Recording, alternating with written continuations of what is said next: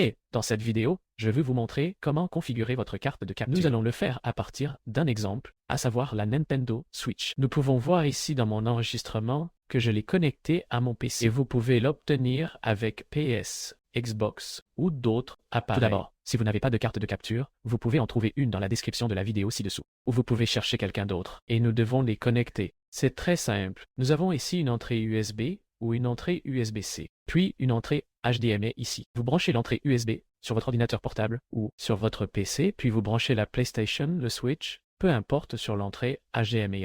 Tout comme nous le voyons sur cette photo. Avec le Switch, il est important que vous le fassiez avec la station d'accueil. Et ensuite, nous avons besoin d'Ops. Pour ce faire, recherchez simplement Google Ops et vous verrez ensuite le premier lien ici. Cliquez dessus et vous pourrez ensuite l'installer ici pour Windows par exemple. Après avoir installé OBS, nous devons ensuite ajouter la carte de capture comme source. Dans mon exemple, j'ai déjà testé cela. Maintenant, si je fais glisser cette source de commutateur vers le haut, nous pouvons voir que le commutateur est en train d'être modifié. Et quand je le baise, je reviens. Et donc, vous pouvez également ajouter une source. Pour ce faire, nous cliquons sur le plus ici, puis sur magnétoscope. Vous lui donnez ensuite un nom, puis cliquez sur OK.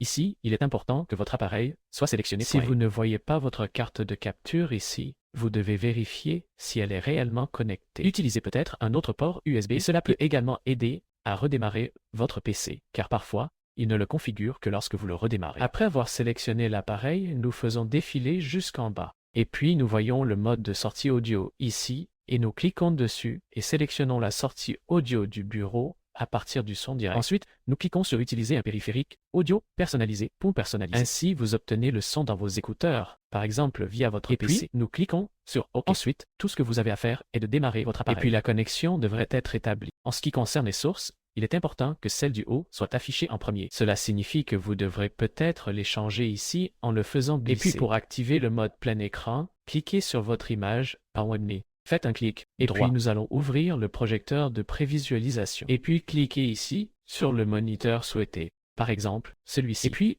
vous pouvez appuyer sur Échappe pour désactiver le mode plein écran. Enfin, j'ai quelques conseils pour la Switch au cas où vous ne le verriez pas. Vous avez besoin du câble de chargement d'origine connecté à la Durand Station, sinon vous recevrez un message d'erreur. Et si cela ne suffit pas, vous devrez retirer les contrôleurs. Et c'est aussi simple que cela de configurer votre carte de capture. Si la vidéo vous a aidé, je serai très heureux d'un like. Et au revoir.